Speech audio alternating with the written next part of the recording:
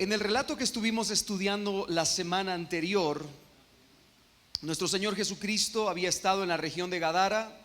Yo espero que usted recuerde ese relato. Jesús se enfrenta contra un demonio de la región de Gadara, un endemoniado gadareno.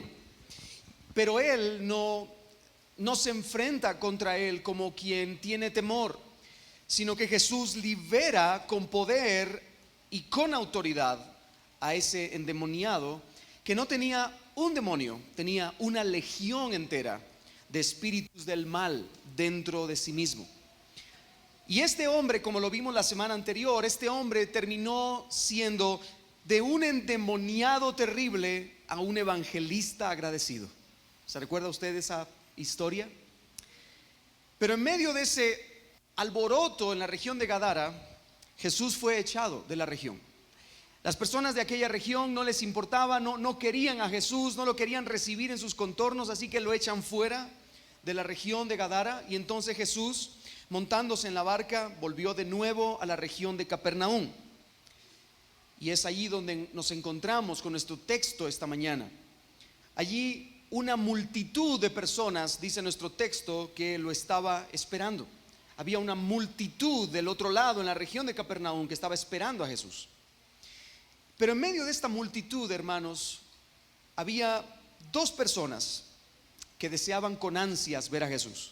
Dos personas, y por favor no se pierda a partir de ahora, porque es importante esto. Hermanos, estas dos personas eran muy diferentes entre sí. Era un hombre y una mujer, un prominente líder religioso y una mujer inmunda dentro de la comunidad judía. Había un hombre rico y una mujer que lo había gastado todo, que no tenía ya nada. Era un hombre de familia que tenía una hija, una esposa y gente a su alrededor, pero también encontramos a una mujer solitaria, abandonada probablemente por causa de su gran mal. Pero estos dos, que eran tan diferentes, tenían una cosa en común, hermanos. Lo que ellos tenían en común es que ambos estaban desesperados. Los dos estaban desesperados. Lo que ellos tenían en común es que desde una perspectiva humana, en ambos casos se trata de aparentes causas perdidas. Aparentes causas perdidas. Una mujer con una enfermedad crónica e incurable. Había estado 12 años con ese gran azote y era incurable esa enfermedad. Era una causa perdida. Y un padre cuya hijita de 12 años estaba agonizando, a punto de morir, también era una causa perdida. Pero las dos historias terminan con un mismo final. Y ese es el final que queremos resaltar esta mañana. Los dos terminan a los pies de Cristo, experimentando el poder y la compasión de Jesús. Porque, hermanos, cuando hay causas perdidas, nosotros debemos saber que existe alguien que tiene poder sobre esas causas perdidas, pero también tiene compasión sobre nosotros cada día, que es nuestro Señor Jesucristo. Y, hermanos, yo quisiera dividir este relato en tres escenas diferentes, como si fueran escenas de película, para que nosotros pudiéramos entender un poquito mejor el poder y la compasión de Cristo en acción en medio de cada una de las historias, de las escenas. La primera escena que nosotros vamos a ver esta mañana es un respetado padre necesitado y humillado. Un respetado padre necesitado y humillado. Es la primera escena de la película. Un respetado padre necesitado y humillado. Y yo le pido que me acompañe de nuevo a Marcos capítulo 5, verso 21 al verso 24, donde leemos de nuevo y dice: pasando otra vez Jesús en una barca a la otra orilla, como ya hemos dicho, se reunió alrededor de él una gran multitud. Allí estaba una multitud en Capernaum esperando a Jesús. ¿Por qué? Porque Jesús hacía milagros. Se recuerda, ¿verdad? Este es el gran conflicto que había en la mente de aquellos seguidores de Jesús en aquel momento. Todos buscaban los panes y los peces, todos buscaban los milagros. Allí estaba la gran multitud. Y él estaba junto al mar, y vino uno de los principales de la sinagoga, llamado Jairo, Y luego que le vio, se postró a sus pies y le rogaba mucho diciendo: mi hija está agonizando. Ven y pon las manos sobre ella para que sea salva y vivirá. Fue pues con él y le seguía una gran multitud, y esto es importante, hermanos, y le apretaban. Hermanos, nuestro texto nos dice que había un hombre llamado Jairo que viene a buscar a Jesús con una necesidad apremiante. Su necesidad no es una necesidad de dame pan o dame pescado o resuélveme algún conflicto. No, su hija está gravemente enferma, afligida, moribunda, está al borde de la muerte. Él tiene una necesidad apremiante. Esa hijita estaba agonizando. Pero hermanos, no quiero solamente resaltar esta parte de que su hijita estaba agonizando, eso lo veremos después. El gran conflicto en esta escena es que no se trataba de cualquier hombre. Nuestro texto, Marcos, nos deja muy claro que era un principal. ¿De dónde, hermanos? Wow, de la sinagoga, hermanos. Era un principal de la sinagoga. Hermanos, este era un prominente hombre religioso. Era respetado en aquella zona. De hecho, sabemos por la historia, por la tradición histórica, que los principales de la sinagoga eran los administradores de la sinagoga. Eran las personas que se encargaban de administrar el lugar de reunión de los judíos, donde se reunían a escuchar la palabra del Señor. Así que este hombre probablemente era uno de los administradores de la sinagoga. Él era, entre otras de sus funciones, él era el encargado de proteger los rollos de la ley. Él tenía que cuidar, que proteger los rollos de la ley. Él tenía que cuidar las instalaciones de la bodega de la zona 3, ¿verdad? Él tenía que supervisar las escuelas rabínicas, porque existían rabinos dentro de la sinagoga, pero los administradores estaban por encima de eso y cuidaban de que la educación rabínica se diera de la mejor manera. Así que, hermanos, era un líder importante dentro de la sinagoga. Y seguramente, hermanos, aunque nuestro texto no lo dice, pero la mayoría de comentaristas bíblicos coinciden en esto, en que probablemente Jairo habría pertenecido a ese grupo de fariseos que señalaba a Jesús con frecuencia. ¿Se recuerda que los fariseos siempre se ponían a hablar acerca de Jesús? No, él es un blasfemo, él es hijo de Belcebú, él tiene un demonio dentro, siempre señalándolos, siempre juzgándolos. Dentro de ese grupo de fariseos, muy probablemente Jairo era uno de ellos. Él había visto y oído a Jesús más de una vez.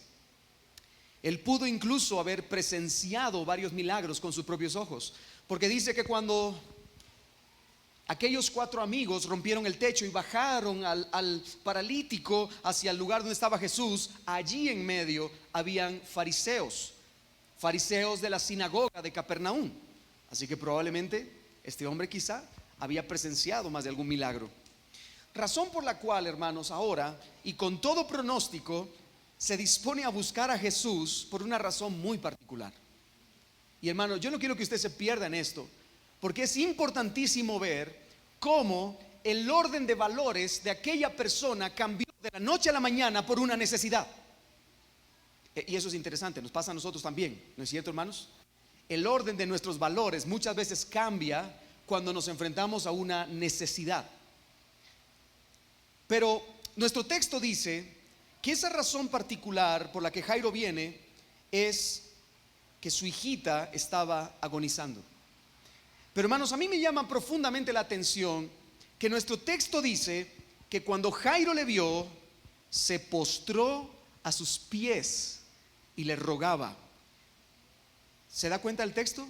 Dice que llegando el principal de la sinagoga, cuando le vio, se postró a sus pies y le rogaba mucho. Hacía tan solo un par de días, estos fariseos y principales de la sinagoga habían dicho que él tenía un espíritu inmundo, que por el poder de Belcebú hacía milagros. Pero ahora allí estaba el hombre postrado a los pies de Jesús. Literalmente, hermanos, el texto en el original nos dice que el hombre se derrumbó, se desplomó. Literalmente él estaba aturdido, él estaba angustiado, afligido por lo que estaba pasando en su casa. Así que corrió a los pies de Jesús y se desplomó delante de Jesús. No le quedaron fuerzas, se derrumbó ante él. Y lo hizo para pedirle que sanara a su hijita, que tocara a su hijita que estaba agonizando. Hermano, le voy a volver a recordar esto para que podamos entender la fuerza con que Marcos nos está presentando esta escena. Él era un hombre respetado. Él era un hombre que servía en la sinagoga como un líder religioso. Él era un hombre que sabía de la ley, que cuidaba la ley, que se encargaba de la administración de la sinagoga. Un hombre que, según la tradición rabínica, tenía prohibido arrodillarse delante de otro hombre que no fuera Dios. ¿Se da cuenta de lo que está pasando en esta escena? El hombre no simplemente está pidiendo ayuda, él está reconociendo que el que está enfrente de él es más que un simple hombre. Hermanos, él está postrado y rendido a los pies de Jesús, rogándole por un milagro, sin importar qué le puedan decir sus amigos religiosos. No, es que Ismuel, Bartamuel y Jerjemuel van a decir de mí que yo soy un ridículo por estar postrándome a los pies de Jesús. ¿Qué me importa? ¿Qué me importa? Porque yo sé que Él tiene el poder y la autoridad para hacer algo en la vida de mi hijita moribunda. Ahora permítame hacer un paréntesis para traer a la luz un par de lecciones acerca de esta escena que estamos viendo. Lo primero que podemos ver claramente en esta escena, hermanos, es que la actitud de Jairo es una perfecta parábola viviente de cómo deberíamos acercarnos a Cristo. Hermanos, a pesar de la autoridad religiosa que Jairo tenía, porque Jairo era una autoridad religiosa, a pesar de su autoridad religiosa, escuche bien lo que voy a decir ahora, que es importante. Jairo no reclamó ni demandó nada de Jesús. ¿Se da cuenta de eso? No se paró enfrente de él y le dijo: yo no voy a aceptar un no por respuesta. No, él no le dijo eso. Hermanos, él se humilló con fe delante de Cristo pidiendo socorro. Querido hermano, querida hermana que estás hoy aquí, cuando vayas a Jesús, no vayas demandando, no vayas cuestionando nada. Acude a Él humillado, pidiendo socorro, rindiendo tu vida entera delante de Él. No solamente debemos decir que Él es nuestro Señor de labios para afuera, sino con toda la actitud de nuestra vida. Él debe ser nuestro Señor y debemos humillarnos delante de Él. Lo segundo que aprendemos como una lección en este texto, hermanos, es que probablemente, y lo más seguro, yo podría casi que meter mi mano al fuego por esto, pero probablemente Jairo no se hubiera humillado delante de Jesús para pedir ayuda si no fuera porque su hija estaba agonizando. Le acabo de decir que las prioridades, el orden de prioridades en la mente de Jairo cambió por un momento, en un instante, porque su hija empezó a agonizar. Me gusta mucho en el relato de la historia de Corrie ten Boom, una mujer que fue encarcelada en los campos de exterminio nazi durante la Segunda Guerra Mundial. Y ella, en el momento en el que entró al campo de exterminio nazi, ella llevaba una Biblia en su espalda, colgada, guardada en secreto. Y ella decía: yo necesito pasar esa Biblia, pero nos van a desnudar, nos van a quitar la ropa, nos van a pasar al frente y de verdad yo necesito que esa Biblia quede oculta. Así que ella empezó a orar: Señor, envía a tus ángeles para que me cubran, que me tapen por completo y que la Biblia no se mire. Y luego la mujer pensó y dijo: qué ridícula petición, porque los ángeles son transparentes. Entonces, ¿cómo es posible que yo pida que los ángeles vengan para taparme si de todas maneras los ángeles van a ser visibles? Y ella agrega al relato y dice: cuán extraña es nuestra teología cuando nos encontramos en momentos de sufrimiento y de dolor, ¿no es cierto? Es muy extraña nuestra teología, nuestros parámetros mentales cambian. Pero hermanos, Hay momentos donde a veces nuestra teología nos falla, pero eso no significa que nosotros no debamos venir a los pies de Jesús a rendirnos y de verdad pedir su socorro. Yo no logro entender cómo funcionan las cosas, pero me debo rendir a los pies de Jesús. Pero hermano, volviendo a esta idea, si no fuera porque la hija de Jairo estaba agonizando, Jairo no se hubiera postrado a los pies de Jesús. Y eso pasa con nosotros con frecuencia. Y hermanos, y aquí viene la lección de importancia. Dios permite muchas veces el sufrimiento y el dolor en nuestras vidas para que podamos humillar nuestro orgullo y someternos bajo la poderosa mano de Dios. Hermanos, el dolor y el sufrimiento son algunas de las formas que Dios utiliza para hacernos doblar nuestras rodillas delante del Señor. Aquel hombre jamás hubiera doblado sus rodillas. Es más, si una semana antes le hubieran dicho, no, la próxima semana tú vas a estar doblando tus rodillas delante de Jesús, probablemente él se hubiera rasgado las vestiduras, hubiera dicho, eso es una ridiculez. Pero él se vio en una necesidad, en un dolor apremiante, en un momento de sufrimiento, y entonces no le quedó de otra que doblar sus rodillas delante del Señor. Hermanos, si el sufrimiento y el dolor nos hace rendirnos ante el Señor y doblar nuestras rodillas delante del Señor, gloria a Dios por el sufrimiento, recibámoslo con gozo. De vuelta a nuestra historia, hermanos, Jesús decide acompañar a Jairo, y yo quiero que usted se meta en la escena. Por favor, introdúzcase conmigo en la escena. La niña está agonizando en cama. O sea, esto no es bueno, vamos a ver si Jesús viene porque tiene dolor de estómago, ¿verdad? O tiene amebas. Entonces vamos a llamar a Jesús para que la sane porque tiene dolor, retortijones estomacales. No, la niña está en cama agonizando. No hay tiempo que perder. No hay tiempo que perder. Pero mientras Jesús se dirige a Jairo, a la casa de Jairo, ocurre una interrupción que nos lleva a nuestra segunda escena en la película. La segunda escena es una mujer intocable tocada por la gracia divina. Una mujer intocable tocada por la gracia divina. Vayamos al verso 25 hasta el verso 34. Dice: pero una mujer que desde hacía 11 años padecía de flujo de sangre y había sufrido mucho de muchos médicos y había gastado todo lo que tenía y nada había aprovechado, antes le iba peor, cuando oyó hablar de Jesús, vino por detrás entre la multitud y tocó su manto, porque decía: si tocare tan solamente su manto, seré salva. Y enseguida la fuente de su sangre se secó y sintió en el cuerpo que estaba sana de aquel azote.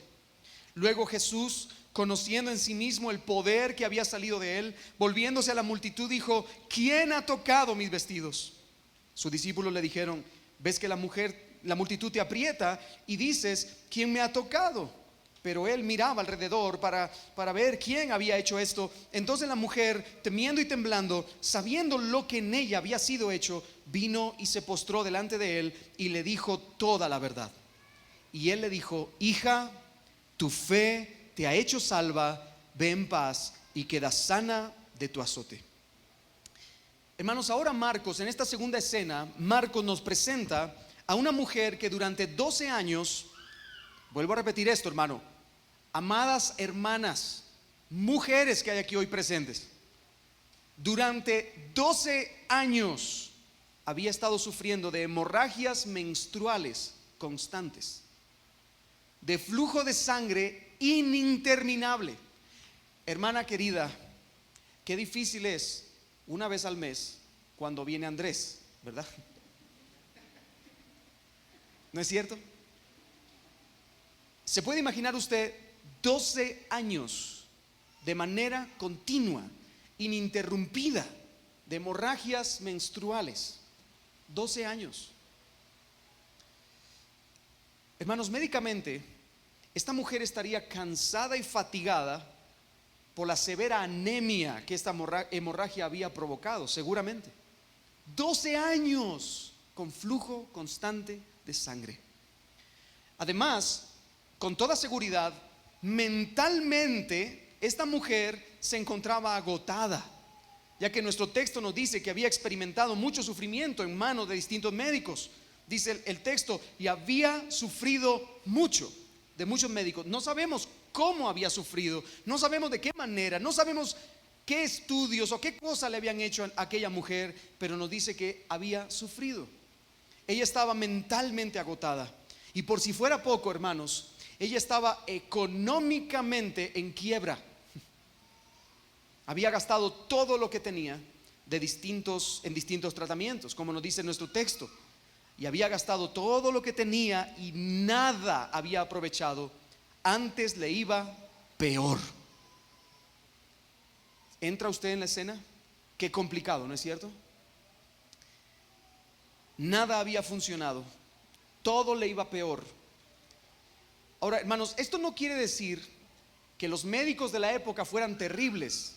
Porque alguien puede decir, no, es que seguramente los médicos de la época eran malos, malísimos, y por eso esta mujer no curaba y le iba terrible y le iba peor. Lucas, que era médico, en su relato paralelo nos dice que lo que ocurría, hermanos, es que esta enfermedad en aquella época era incurable. No había manera. Hoy, con los avances científicos, se puede saber y se puede tratar una enfermedad así. Pero en aquel momento esta enfermedad era incurable, incurable. Así que, hermanos, pensemos de nuevo, metámonos en la escena. Una mujer que por 12 años había tenido una condición médica incurable. Ella estaba médicamente desahuciada, mentalmente cansada, económicamente en bancarrota y psicológicamente quebrada. ¿Qué le parece? Durante 12 años. Hermano querido, ella es la imagen perfecta de lo que podría ser una causa perdida. Pero este no era el más grave problema. Su más grave problema no era el problema médico. ¿Recuerda cómo se llama el punto? Una mujer, ¿cómo? Intocable. Hermanos, el más grave problema que tenía esta mujer es que por causa de su condición médica, esta mujer era ceremonialmente y religiosamente inmunda. Ella era impura. Nadie podía acercarse a ella, nadie podía tocarla. Ella era intocable por causa de su condición. Y permítame decirle dónde se encuentra esto en la Biblia, porque está en la Biblia. Levítico capítulo 15, verso 19, dice: cuando la mujer tuviere flujo de sangre y su flujo fuere en su cuerpo, 7 días estará apartada, y cualquiera que la tocare será inmundo hasta la noche. Si una mujer se sentaba en una silla con flujo de sangre, esa silla quedaba inmunda hasta la noche. ¿Dónde lavaba la mujer sus ropas? En un lugar lejano, porque no podía tener el mismo contacto cercano con ropas de otros individuos, porque eso haría que las ropas quedaran inmundas. Si alguien tocaba a la mujer, quedaba inmundo hasta la noche.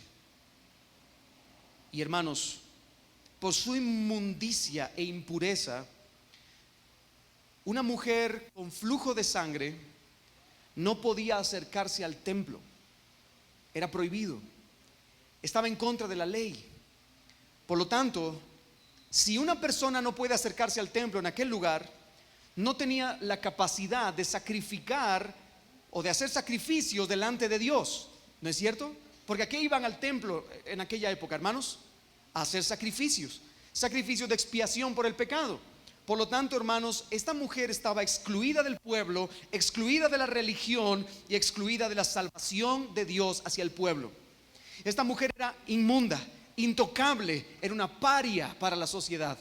Porque, hermanos, esta mujer no solamente pasaba 7 días al mes en un estado de impureza, llevaba 12 años siendo impura, inmunda e intocable. ¿Me sigue, hermano? ¿Vamos bien hasta aquí? Pero en su impotencia y en su incapacidad, hermano, nuestro texto dice que oyó hablar de Jesús. Y déjenme hacer una pausa, solamente aquí un paréntesis, porque, hermanos, muchas personas escuchan hablar de Jesús y les da exactamente igual. Muchas personas escuchan hablar de Jesús y no lo ven como la única esperanza para sus vidas. Muchas personas escuchan de Jesús y no quieren a Jesús, quieren lo que pueden obtener de Jesús. Hermanos, esta mujer oyó de Jesús y al final de la historia, como veremos, fue tocada por la gracia divina y fue no solo sana, sino salva. Pero hermano, usted no puede oír de Jesús y dirigirse hacia Jesús sin la obra del Espíritu Santo. Así que esta mujer no solo oyó de Jesús, sino que el Espíritu Santo trajo vida a su cuerpo muerto, a su cuerpo inmundo. E inmediatamente oyó hablar de Jesús y fue hacia Jesús, porque Jesús era la razón de su esperanza.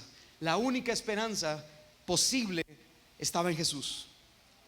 Vuelvo a repetir, esta mujer era inmunda, impura, era médicamente desahuciada, cansada, económicamente en bancarrota, psicológicamente quebrada. Ella era una mujer impura para el pueblo, excluida del pueblo de Dios, de la salvación de Dios y de la religión del pueblo de Israel. Entonces ella, con cuidado, en medio de la multitud, se sumerge entre piernas, y yo no sé cómo tuvo que haber sido ese momento, pero acude a Jesús y toca el borde de su manto.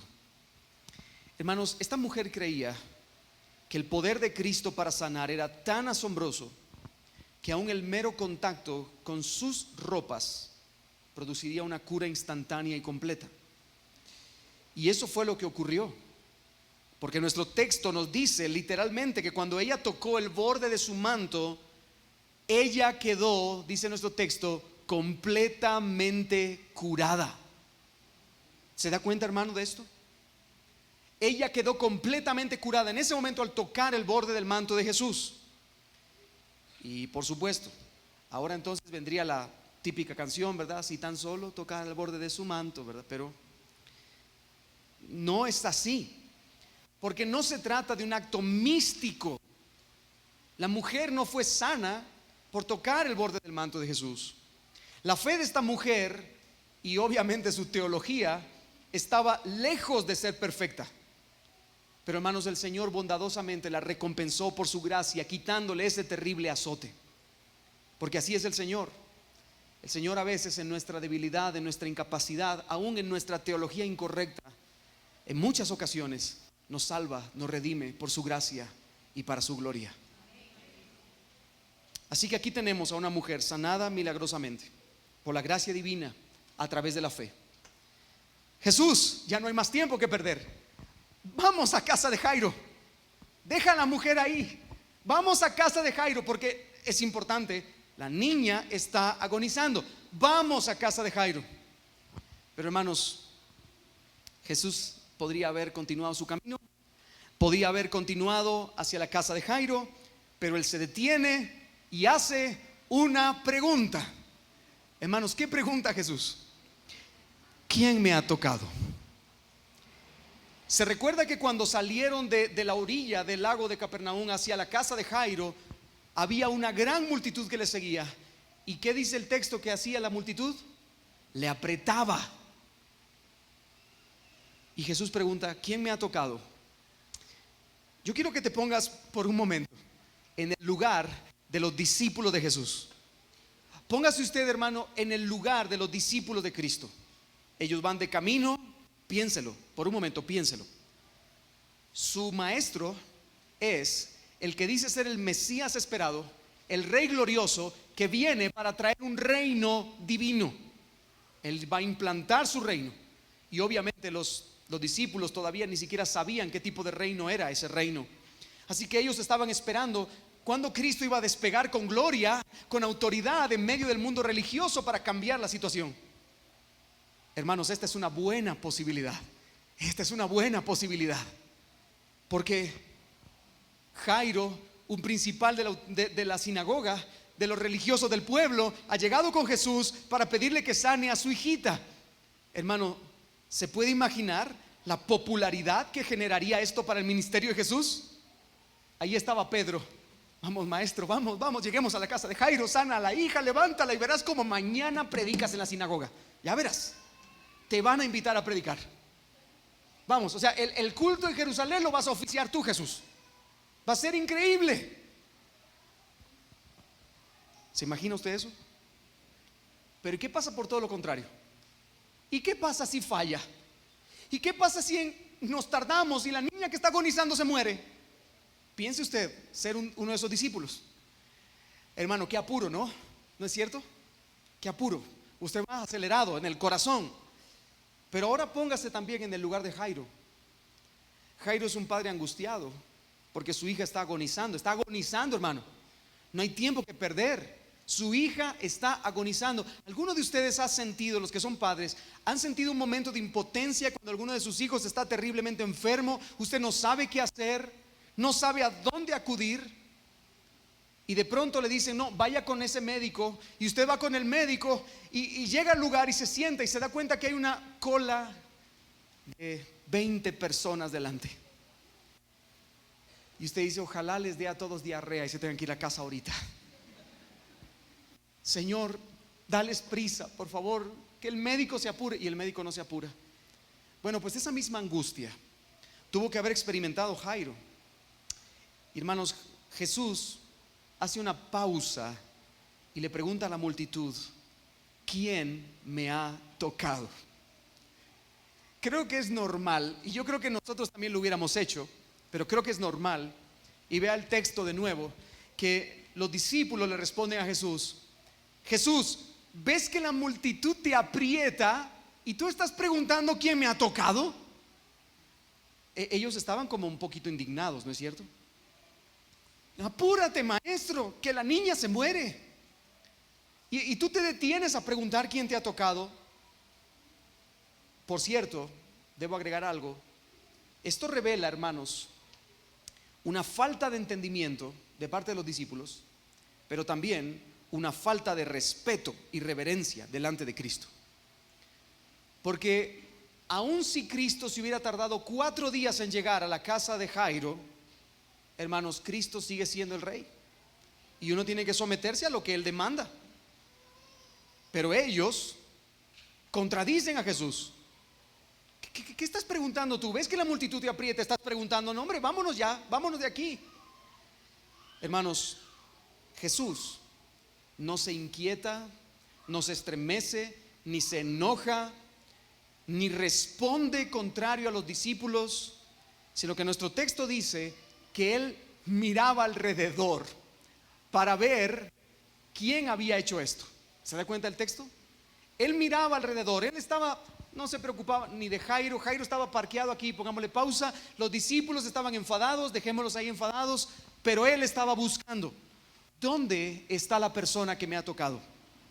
De pronto, con temor y con temblor, dice nuestro texto, temiendo y temblando. ¿Por qué temía y temblaba? Obviamente, una mujer era impropio para la cultura que tocara a un hombre, y era más impropio todavía que tocara a un rabino. Pero lo que sí era una verdadera locura es que una mujer inmunda tocara a un rabino. Eso sí era una locura. Así que ella, con temor, con temblor, se postra delante de Jesús. Y hermanos, la mujer le contó toda la verdad. Ahora, hermanos, la pregunta que yo quiero hacerle es, ¿por qué Jesús se detuvo en aquel momento? ¿Por qué Jesús se detiene? Toma una pausa. ¿Por qué? ¿Por qué, hermanos? Bueno, yo creo que lo que Jesús quería mostrar era compasión con aquella mujer. ¿Qué es lo primero que Jesús le dice? Lo primero, hija. Hermanos, la mujer tenía 12 años sin participar de la religión del pueblo. La mujer tenía 12 años sin participar de la cultura, de la vida social del pueblo. Ella muy probablemente había sido desechada en muchas ocasiones. Quizá la mujer había sido abandonada por su esposo, porque en una condición de flujo de sangre constante, un esposo no quiere estar cerca de esa mujer. La puede repudiar. Eso decían los manuales rabínicos. La puede repudiar. La mujer estaba sola en aquel momento. Pero Jesús le dice, hija, hija. Y esto no es simplemente un cliché, hermanos. Jesús le está dando valor a la mujer. Le está diciendo, oye tú, hija mía, tú eres hija de Dios. Y luego le dice, tu fe te ha hecho salva. Hermano, Jesús quiere dejar en claro que lo que sanó aquel día a aquella mujer no fue tocar el borde del manto de Jesús. ¿Qué fue? La fe. ¿La fe en quién? En Jesús. ¿Se da cuenta? Jesús quiere dejar en claro, tú me tocaste el borde con una teología medio inestable. Tú viniste a mí buscando ayuda y tú te has sanado, te has salvado por causa de tu confianza verdadera en que yo tenía autoridad sobre esa enfermedad. No fue entonces un pensamiento místico de tocar el borde del manto de Jesús lo que sanó a aquella mujer. Lo que sanó a la mujer fue su confianza plena en Jesús. Pero ¿se da cuenta usted de la palabra que usa Jesús? Porque la mujer no solo fue sana. ¿Cómo dice Jesús que fue la mujer? Salva. ¿Se da cuenta de eso? La mujer quedó salva. La mujer fue hecha salva porque se rindió con fe a los pies del maestro, porque le contó todo lo que había hecho. Y es por eso que lo segundo que Jesús le dice, hija, tu fe te ha hecho salva. ¿Qué le dice después, hermanos? Ve en paz. Literalmente Jesús le dijo a la mujer, ahora estás en paz con Dios. Ya no eres religiosamente impura, ya no eres ceremonialmente inmunda. Ahora gozas de la paz divina. Estás a cuentas con Dios. Tienes paz y te puedes ir en paz. Y hermanos, eso es lo que obra el Evangelio con nosotros. El Evangelio nos ve a los ojos y nos dice, ahora puedes ir en paz, porque tenemos paz para con Dios por medio de Jesucristo, quien nos ha justificado gratuitamente. ¿Por qué cosa, hermanos? Por la fe en Él. Es la misma idea, es el mismo mensaje. Vete en paz. ¿Cuántos de nosotros hemos recibido esa paz del Señor? Qué bendición por causa del Evangelio. Pero en tercer lugar, hermanos, Jesús le dice a la mujer, queda sana de tu azote. Queda sana de tu azote. Yo quiero preguntarle algo. ¿La mujer ya había sido sanada? ¿Sí o no? ¿Sí o no? Sí, dice el texto, nos dice que la mujer al instante, después de tocar a Jesús, al instante, ¿qué pasó con ella? Quedó sana. Entonces, ¿por qué Jesús le dice, queda sana de tu enfermedad? Bueno, hermanos, Jesús quiere llamar la atención de los ojos de la multitud para exponer algo que es incomparable. Él quiere decirle a todos los que están presentes, ella, es verdad, tenía flujo de sangre porque la mujer misma lo contó. La mujer dijo la verdad delante de todos. Pero Jesús quería exponer delante de la multitud que ella había dejado de ser impura. Ya no estaba más afligida por esa condición. Por lo tanto, ella debía ser bien vista y bien recibida por el pueblo. 12 años había estado apartada. 12 años como una escoria impura e inmunda. Pero ahora sería bien recibida. ¿Por qué? Porque Cristo públicamente dice, esa mujer queda sana. ¿Se da cuenta de esto, hermano? Jesús está demostrando su poder al sanar a la mujer, pero también está mostrando su compasión por aquella mujer afligida. Y hermanos, eso es lo que vemos una y otra y otra y otra vez en el Evangelio. El Evangelio es un mensaje de compasión que salva a aquellos que están perdidos. Es un mensaje de compasión que restaura a aquellos que están sumidos en la esclavitud al pecado. Es un mensaje compasivo. La tierna mano compasiva del Señor nos toma del foso cenagoso, del pozo de la desesperación, y nos levanta y nos pone los pies sobre la piedra. Ese es el mensaje compasivo del Evangelio. Pero de pronto algo ocurre en la historia, hermanos. verso 35. Dice: mientras él aún hablaba, mientras Jesús estaba hablando con la mujer, vinieron de casa del principal de la sinagoga diciendo: tu hija ha muerto, ¿para qué molestas más al maestro? Hermanos, qué noticia más terrible, ¿no es cierto? Qué noticia más terrible. ¿Alguno de ustedes ha recibido una noticia así? Ya no hay que hacer, ha muerto. No hay manera posible en que nosotros podamos maquillar este tipo de noticias difíciles, porque es una noticia dura. Pero hermanos, generalmente cuando uno está en el entrenamiento médico en un hospital y se muere una, aunque las muertes son bastante constantes, le enseñan a uno a tratar con compasión el problema, ¿no es cierto?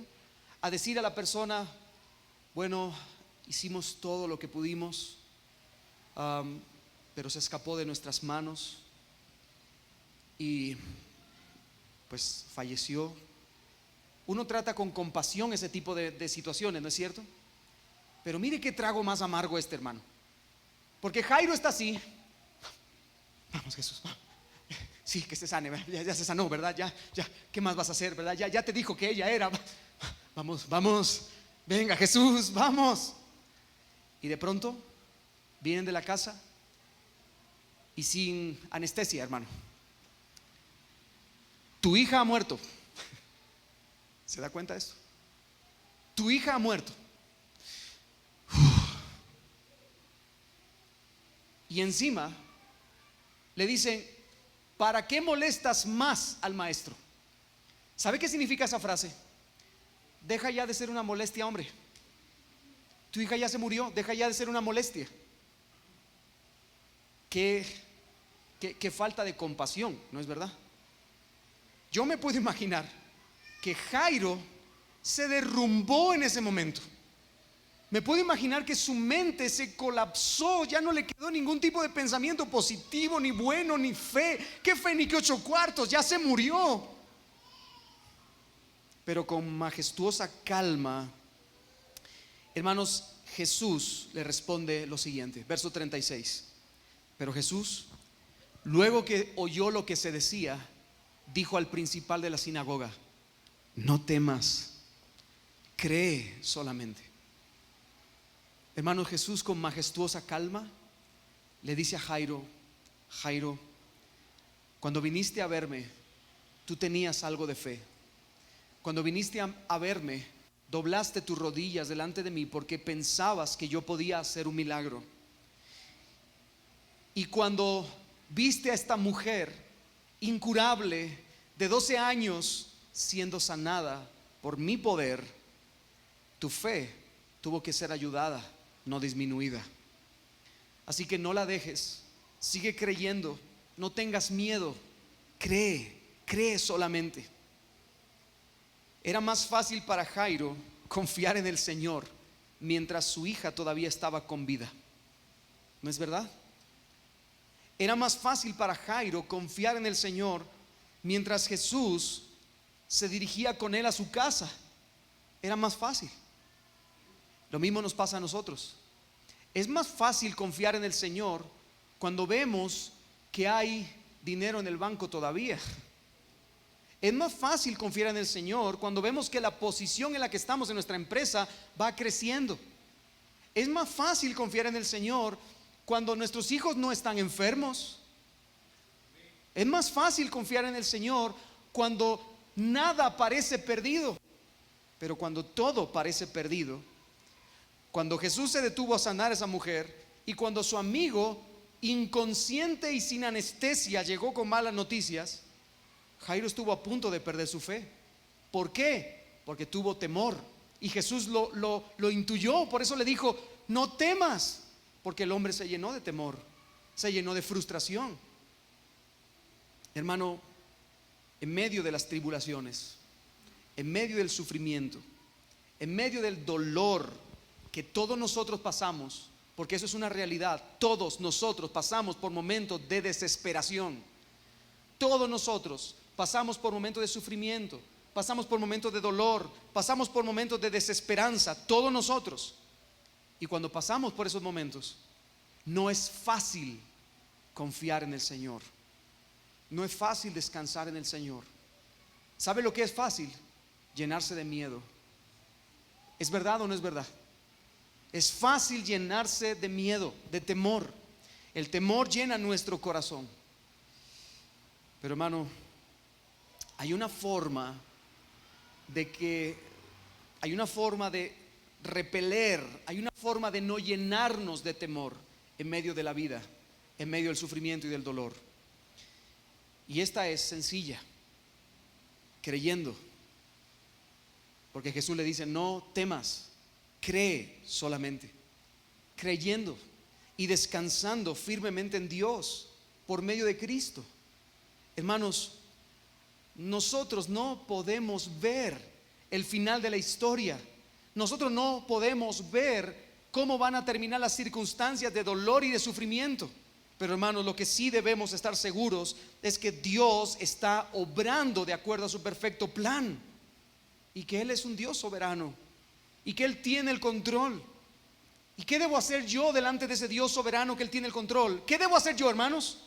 Creer. No temas, cree solamente. Jairo había pedido la sanidad de su hija enferma, ¿no es cierto? Jairo se había humillado, había doblado sus rodillas pidiendo la sanidad de su hija enferma. Pero hermanos, ahora Jairo experimentaría el poder y la compasión de Jesús resucitando a su hija muerta. Él había pedido sanidad, él iba a experimentar una resurrección. Y hermano, una sanidad se puede olvidar, pero una resurrección no se olvida. El que ha resucitado en Cristo permanece en Cristo, cree firmemente en Cristo. Y eso nos lleva a la última escena de nuestra historia, que le he titulado Un funeral soberanamente interrumpido. Un funeral soberanamente interrumpido. El verso 37 nos dice: y no permitió que le siguiese nadie sino Pedro, Jacobo y Juan, hermano de Jacobo. Allí Jesús se apartó de la multitud. Jesús se aparta de la multitud y solamente se deja acompañar por Pedro, Jacobo y Juan. Y dice: y vino a casa del principal de la sinagoga. Él entró a la casa del principal de la sinagoga y vio el alboroto y los que lloraban y lamentaban mucho. Hermanos, al entrar en aquel lugar, Jesús se encontró con una multitud de personas llorando y lamentando. Y esto era común porque en aquel tiempo se contrataban llorones profesionales. Había un puesto dentro de la sociedad, así como carpintero, ¿verdad? Abogado, fariseo. Habían plañideras. Ese era un puesto social, digamos. Habían plañideras. Las plañideras eran lloronas. Las lloronas las contrataban en el momento de que se moría alguien. Y es más, si usted se da cuenta, la niña acaba de morir, ¿no es verdad? La niña acaba de morir y allí están ya todos llorando. ¿Por qué? Porque las plañideras escuchaban las malas noticias en el pueblo. Mira, fíjate que la hija de Jairo está al borde de la muerte. La hija de Jairo está agonizando. Hay que preparar el funeral. Y se iban las plañideras a casa de Jairo y estaban ahí esperando hasta que la niña se muriera. Y cuando salían e informaban: la niña murió.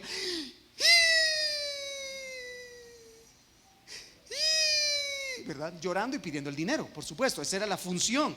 Y allí estaban, lamentando, llorando las plañideras. Pero Jesús entra en la casa y les dice: ¿por qué alborotáis? ¿Por qué lloráis? ¿Qué está pasando? ¿No se supone que yo venía en camino? ¿Por qué contrataron a esas mujeres para que se pongan a llorar? Y dice Jesús: la niña no está muerta, sino duerme.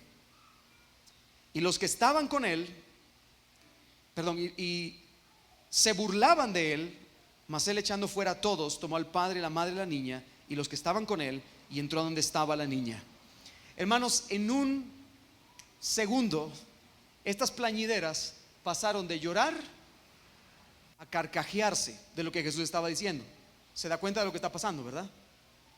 Está llorando amargamente y de pronto se burlan de Jesús. Y obviamente, hermanos, Jesús no está diciéndoles literalmente que la niña está dormida, sino que les está diciendo que en un sentido Jesús va a despertar a la niña de la muerte.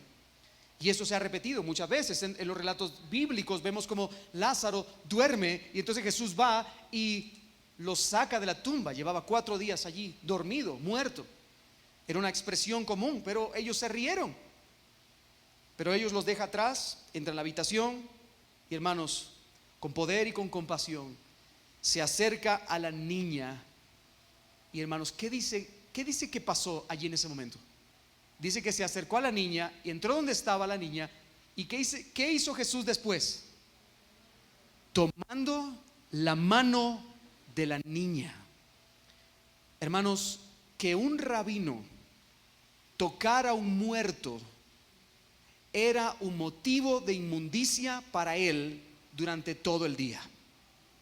Si él tocaba la muerte, si Jesús tocaba la muerte, él quedaba inmundo, él quedaba impuro. Pero a él no le importó. Él tomó la mano de la niñita y no lo hizo como un acto como que tocaba, ¿verdad? Bueno, voy a agarrar la mano de la niña para orar por ella. No, él nos quiere dar una lección.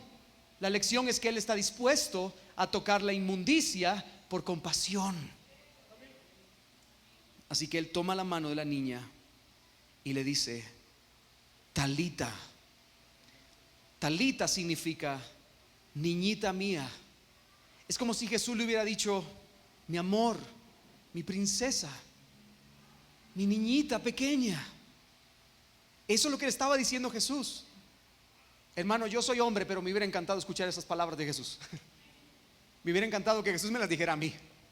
Qué amor y qué compasión tuvo que haber experimentado aquel salón cuando Jesús toma la mano de la niñita y le dice: Talita, mi princesa, mi amorcito. Y luego le dice: Kumi. Y Kumi es una orden de autoridad. Literalmente es un mandato que significa: ponte en pie ahora. Compasión y poder. Otra vez, compasión y poder con la mujer del flujo de sangre, compasión y poder con la niñita.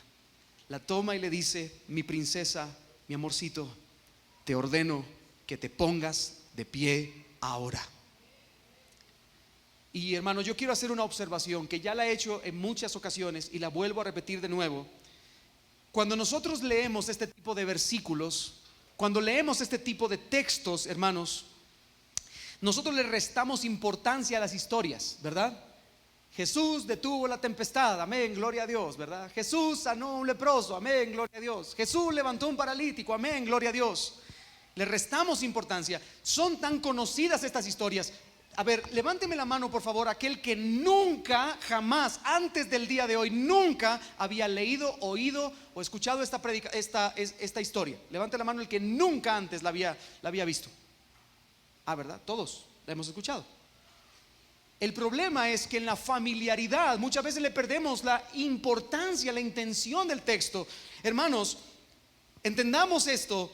Les recuerdo que Jesús le acaba de ordenar a una niña muerta que se ponga de pie. ¿Se da cuenta de eso? No le restemos importancia, no le quitemos valor. Jesús le ha dicho a la niña que estaba muerta ya, que afuera ya estaba el funeral en acción, que ya estaban llorando la pérdida. Le acaba de decir a la niña que se ponga en pie. Hermanos, y eso es algo muy normal, yo le invito a que lo haga usted. Eso no fue normal. Eso no es normal. No es normal decirle a un muerto que se levante. Por eso, como respuesta, tanto los discípulos como los padres dice que se quedaron asombrados. Mire lo que dice nuestro texto. Y luego la niña se levantó y andaba, pues tenía 12 años. ¿Y qué pasó? Y se espantaron grandemente. Literalmente el texto en el lenguaje original dice que las personas cayeron de espaldas. ¿Se imagina eso? Está allí la niña, está muerta, está llorando, sollozando. Y bueno, pues Jesús viene y cuando menos que oficia el funeral, pero Jesús toma la mano de la niñita, la sujeta y le dice: mi princesa, mi amorcito, levántate. Y la niña se pone en pie y se pone a caminar. O sea, no solo se levantó y así como en las películas, y se queda en su camita. No, dice que la niña se levantó y se puso a caminar. Estaba muerta y se puso a caminar. Hermanos, ellos cayeron de espaldas, se espantaron. No hay forma humana de explicar lo que acaba de suceder. Vuelvo a repetir eso. No hay forma humana para explicar lo que acaba de suceder, a menos que Dios esté en medio, a menos que Dios esté allí. Hermano, hace un minuto la niña era un cadáver, inmóvil, pálido. Ahora está caminando, llena de vida, llena de salud, llena de vigor. Y por si fuera poco, Jesús compasivamente les dice: dele de comer, por favor, que la niñita tiene hambre. Jesús no explica lo que acaba de pasar. Jesús le dice: denle de comer, por favor, hágale una su carnita o algo, que la niña tiene hambre. El duelo se transformó en gozo. La tristeza y el dolor dieron paso a la alabanza, porque Cristo había exhibido ante sus ojos un despliegue de poder y de compasión divina. Hermano, qué incomparable es nuestro Señor Jesucristo. Jesús le dice al final: les ruego que nadie lo sepa. Les ruego que nadie lo sepa.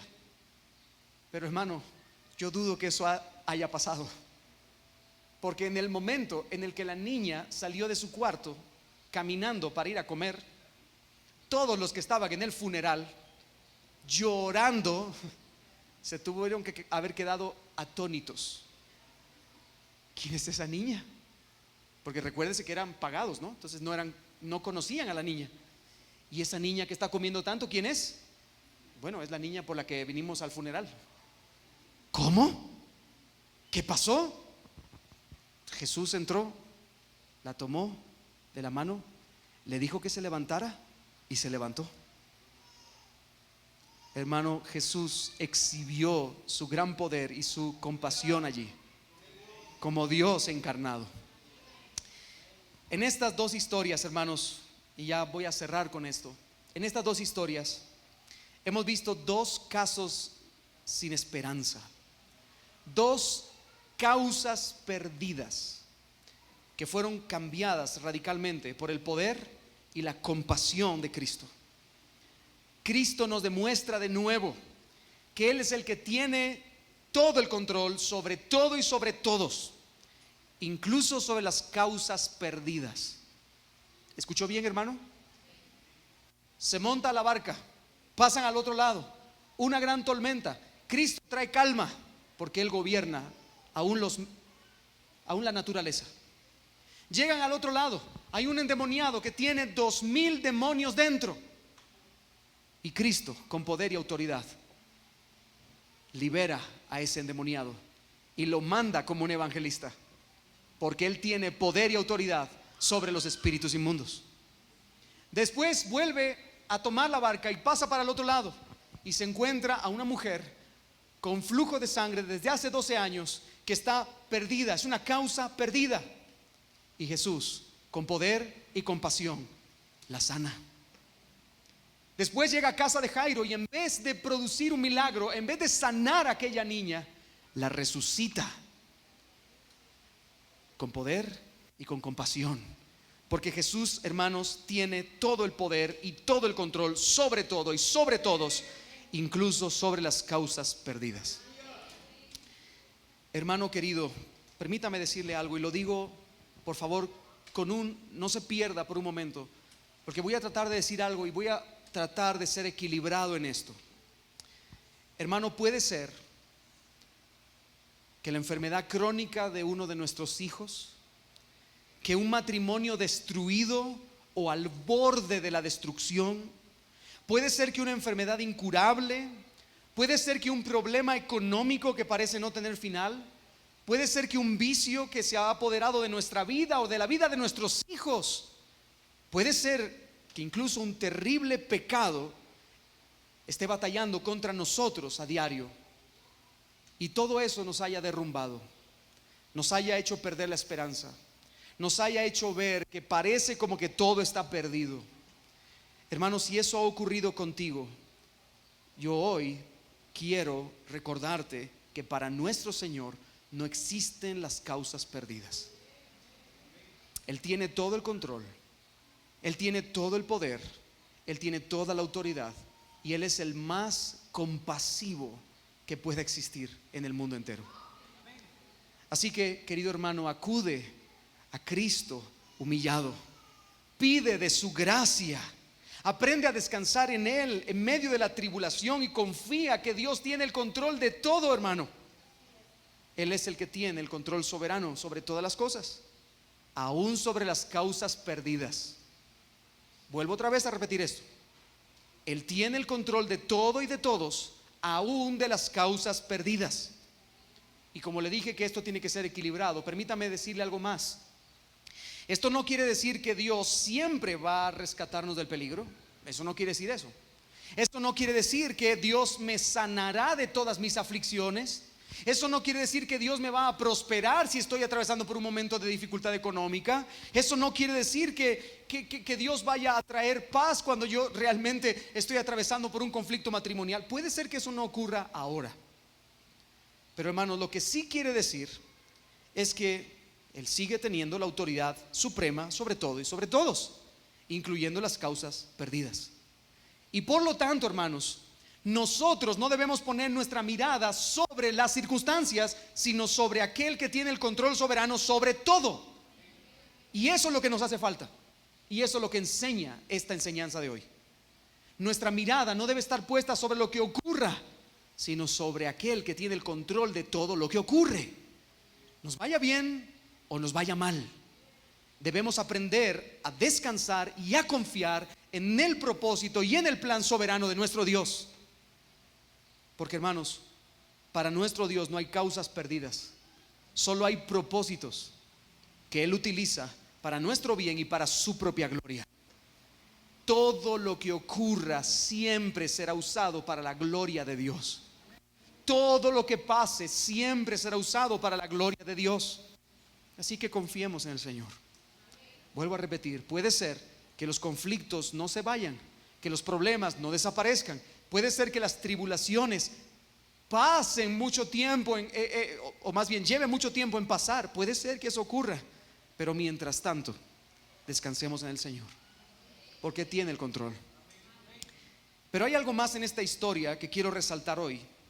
Hermanos, al igual que cada milagro de Cristo, estos dos milagros particulares son una perfecta ilustración del Evangelio. Son una perfecta ilustración del Evangelio. Tanto la mujer con 12 años de flujo de sangre, como la niña de 12 años que yacía muerta sobre su cama, estos dos casos eran casos de impureza ceremonial. Si Jesús entraba en contacto con alguna de ellas dos, quedaría impuro de inmediato. Sin embargo, hermanos, compasivamente, Jesús entró en contacto con su impureza para obrar un milagro. ¿Se da cuenta de esta historia? La mujer intocable fue tocada por la gracia de Dios. La niña muerta, que era impureza, fue tocada por la mano salvadora de Cristo. De la misma forma, pero extraordinariamente mucho más grande, hermanos, Jesús vino a este mundo para acercarse a nuestras impurezas, para luego purificarnos por medio de su sangre. La causa más perdida de todas las causas perdidas somos nosotros por causa del pecado. Puede ser que una niña moribunda sea una causa perdida, puede ser que una enfermedad de 12 años sea una causa perdida, pero la causa perdida más grande de todas las causas perdidas es el pecado que mora en nosotros. Por causa del pecado estamos muertos. Por causa del pecado estamos desahuciados. Por causa del pecado somos impuros delante de Dios y no podemos acercarnos a Él. Pero hermanos, Cristo, siendo sin pecado, perfectamente puro, se hizo pecado para que nosotros fuésemos hechos justicia de Dios en Él. Hermanos, Él se hizo impuro por nosotros en la cruz. Él llevó nuestra impureza en la cruz para hacernos puros delante del Padre. Él tomó nuestro lugar en la muerte para darnos vida y vida en abundancia. Hermanos, Él tomó nuestra injusticia para darnos justicia.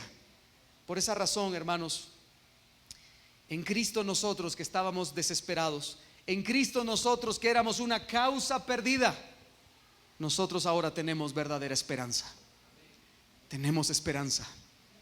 Nuestra esperanza no está en la resolución de nuestros problemas.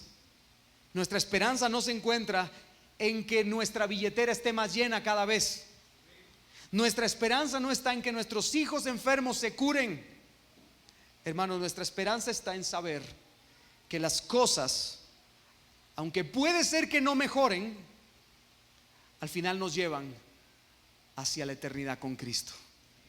Hermano, nuestra esperanza está en una persona que pagó el precio de mi impureza y de mi injusticia, de mi inmundicia, y me presenta justo delante del Padre.